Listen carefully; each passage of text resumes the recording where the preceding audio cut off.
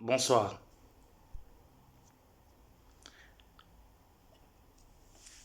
Dans une partie de la Bible, à la mort du Seigneur Jésus-Christ, à sa crucifixion, selon ce qui est écrit et de la manière qu'il est écrit et de la manière que cela est interprété par les hommes de Dieu, on a l'impression d'un Jésus-Christ qui souffre à la croix. Car tout le monde dit que Jésus a souffert à la croix, que c'était douloureux, comme le Christ a souffert. On pointait. Jésus a dit, c'est écrit dans la Bible, à des parties que les églises, les hommes de Dieu, les mosquées ou quoi que ce soit, tous ceux qui parlent de Dieu utilisent, ils disent, Seigneur, Seigneur, pourquoi n'éloignes-tu pas cette coupe de moi? Oh mon Dieu, pourquoi m'abandonnes-tu? Quand Jésus était sur la croix, avant qu'on le crucifie, avant qu'il y ait ce mouvement de quoi que ce soit, Jésus disait, Seigneur, pourquoi m'abandonnes-tu? Mon Dieu, peux-tu éloigner ceci de moi? On avait l'impression d'un Jésus qui était dans le doute, d'un Jésus qui avait peur. Quand il dit, Seigneur, pourquoi n'éloignes-tu pas cette coupe de moi? Seigneur, est-ce que ça, on peut arrêter ça? Mon Dieu, pourquoi tu m'abandonnes? La majorité des humains pensent qu'on a un Jésus qui est dans des moments de doute, des moments de douleur, des moments de panique, des moments de peur. Jusqu'à on dit, ouais, Jésus a souffert sur la croix. Mais, votre Jésus même, n'avait-il pas déjà ressuscité des morts, Lazare et ainsi des autres? Jésus n'avait plus besoin d'être ressuscité. Jésus n'avait plus besoin de prouver par la mort que lui, il maîtrise ça, puisqu'il avait déjà ressuscité des gens. Même si lui-même ne ressuscitait plus. Il avait déjà ressuscité Lazare et des autres, donc il maîtrisait bien. Et c'est Jésus même qui a dit que lui-même, il est venu pour mourir. Donc, il savait dans quoi il était. Donc, Jésus à la croix encore qui dit, Seigneur, est-ce que tu peux éloigner ce malheur de moi? Mon Dieu, pourquoi tu m'abandonnes? On a cette souffrance dont parlent les églises de Jésus. Voilà pourquoi la croix reprend la souffrance, le fardeau que porte Jésus. Chers frères, Jésus n'a même pas souffert une seule seconde. Jésus souffrait du bonheur qui lui arrivait. C'est comme si on dit, ça dit, je sais pas quoi, on dit toi là tu seras le chef. Bon, tu as un pays, non? Prends ton pays.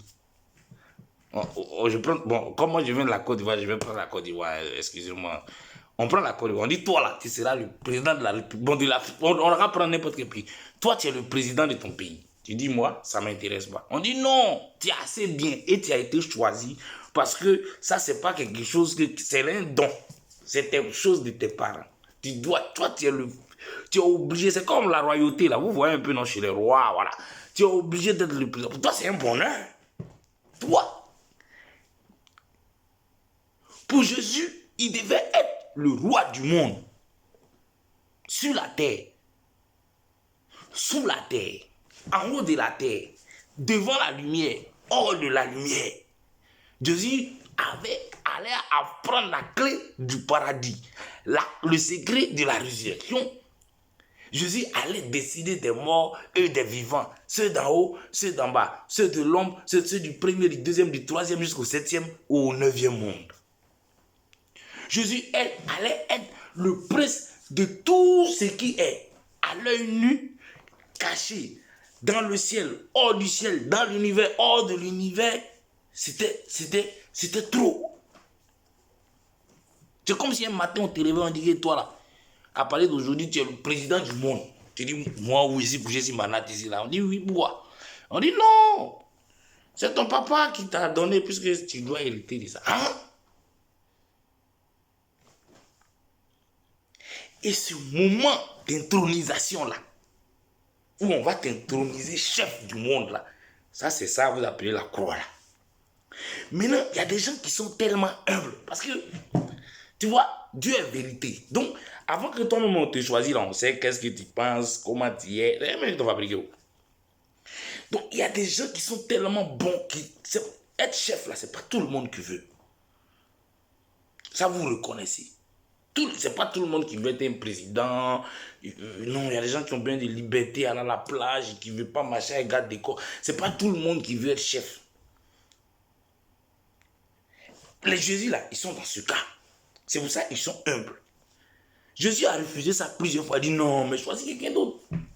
Moi, il n'est que le chef du monde. Il a jugé les vivants, les morts, les tantins. Mais chose est là. Gabriel est là. Michel est là. Tintin est là. Tintin est là. Tintin est là. Non, c'est toi, tout le monde veut. On te trouve bien. Ça arrive dans n'importe quelle situation de la vie.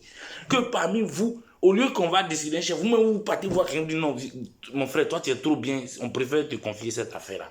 Le gars même refuse. Il dit non, non, non, les gars, moi ça là, ça m'intéresse pas. Les gars, non, non, moi je. On dit non, prends. C'est le même cas de Jésus. Et le cas de Jésus, ce n'est pas que tu vas être chef de ton quartier, ni chef de famille. C'est que tu es le chef du monde. Après Dieu, c'est toi. L'émotion, la joie de ça.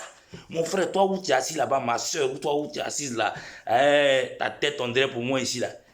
Si toi on te dit que là, on vient te taper dessus là, hey, tu ne savais pas, mais tu fais partie de la famille de Dieu. Donc demain on va te faire une cérémonie où c'est comme la mort, mais à partir de là, après Dieu c'est toi. Toi pour toi c'est un malheur ou bien c'est une joie. L'émotion est trop. Jésus est trop gradé. Il y a l'ange Gabriel, il y a Saint-Michel, il y a Lucifer, il y a Abraham, il y a Montembo, il y a Mahmoud, il y a Barthomée, il y a ceux que vous-même ne connaissez pas, c'est lui. Regarde le poids de la chose. Lui, le Christ, à partir de ce moment où les pointes là rentrent dans son corps comme ça, là, où ça la rentre comme ça, on fait, lui devient celui qui a la clé de la vie et de la mort, le chef du monde, éternellement, lui qui garde le paradis, c'est trop. Il refuse par humilité. Et les dieux savaient qu'il allait refuser. Non, pourquoi c'est moi qui dois être le chef de tout le monde? Voilà, quand Jésus disait, Seigneur, ne peux-tu pas éloigner cette coupe de moi? Il voulait dire, Seigneur, je ne veux pas être le chef de tout le monde. Moi, je veux être avec les autres, simple comme ça. Il dit, non, tu seras le chef. Quand il crie encore, mon Dieu, éloigne ça de moi, moi je ne veux pas être le chef. C'est comme si c'est quelqu'un qu'on a pris en force pour faire le chef de notre quartier. Parce que nous on le trouve bien. Quand on a regardé jusqu'à c'est lui, il peut. Il y a trop de malheurs autour, il y a des faux types seulement. C'est lui seul qui est bien. Lui aussi il dit que lui il ne veut pas être chef. Tellement lui il est bien, c'est-à-dire tellement lui il est humble, la chefferie là, il ne veut pas de ça. Donc il dit non, lui il ne veut pas ça. Donc on est obligé d'aller le trouver en force. Viens ici. Faut te placer, faut être chef ici. On a besoin de quelqu'un de bien là. Oh, si toi tu ne fais pas, qui va faire? Voici la croix. Golgotha. Donc là encore, dans son tellement il est bien encore sur la croix là. Il dit non, le gars, je ne veux pas. Seigneur, est-ce que tu ne veux pas éloigner cette coupe de moi? Le Seigneur même quitte là. C'est là il dit, mon Dieu, pourquoi tu m'abandonnes? Ce n'est pas un cri de peur. Ce n'est pas un cri de douleur. Ce n'est pas un cri de souffrance. C'est un cri de grande joie, mais humble. Après ça, lui, le chef, il va commander tout le monde. Mais les gars, moi, je ne voulais pas être le chef, les gars. Non, je ne veux pas éloigner ça de moi. Et pourquoi vous m'abandonnez? Sois le chef. C'est des moments de joie. Quand on lui pèse une pointe, c'est comme on lui pose une grade. Quand on met les trucs là sur sa tête, c'est comme si on lui porte son chapeau. Ceux qui pensent que Jésus est en train de souffrir sur la croix, Jésus était heureux sur la croix. Lequel d'entre vous, on va le grader, le nommer, lui donner une promotion. Et pendant la cérémonie où on te nomme promotion, là, tu vas dire que tu es malheureux.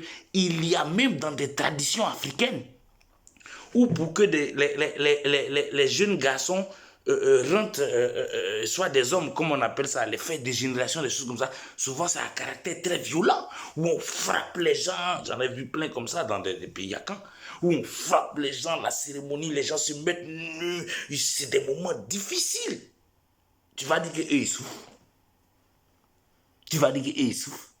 C'est un bonheur, parce que réellement il est en train de... Après ça, il a fini sa fête de génération, il fait partie des gens du village. Il peut se marier, se décider aussi avec tout le monde. Est-ce que dans la tradition chez vous en Afrique et dans le monde entier, quand quelqu'un doit être nommé chef et qu'on lui fait tous les rituels qu'on doit lui faire, est-ce que le rituel est vraiment quelque chose de mauvais pour lui? Non. Pourquoi l'intronisation de Jésus comme roi du monde, ce que vous appelez la mort de Jésus sur la croix à Golgotha, vous dites que c'est de la souffrance? Au contraire, c'est un grand bonheur. Si toi tu es à la place de Jésus, toi tu n'as même pas, pointe là même, tu as dit non, qu'à mettre 100 même, c'est non, qu'à mettre 300 pointes même. Et là, il est trop petit, mettez stockman, les gars, après ça, c'est moi le roi qui est, mettez même. Oh. Pointe là même, c'est trop lent, il n'y a pas quelqu'un qui a une calache là-bas. Donc, c'était pour préciser ça.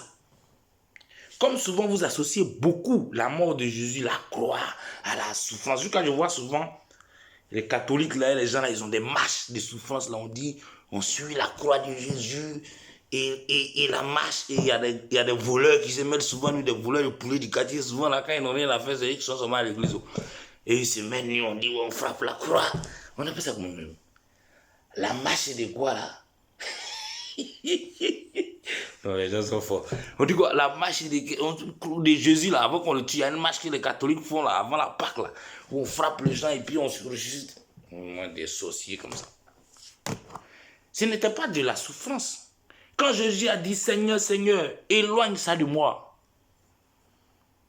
Jésus voulait seulement dire, Seigneur, Seigneur, pourquoi tu me donnes ce grand bonheur? Je suis trop petit pour être le roi du monde, il faut sciencer. Ne me laisse pas, il faut sciencer, je ne veux pas être le chef. Sinon, la mort va faire quoi à quelqu'un qui a ressuscité Lazare? Avant que Jésus va partir à la croix, il allait ressusciter les gens sur la terre. Lui connaît le secret de la mort. Attends!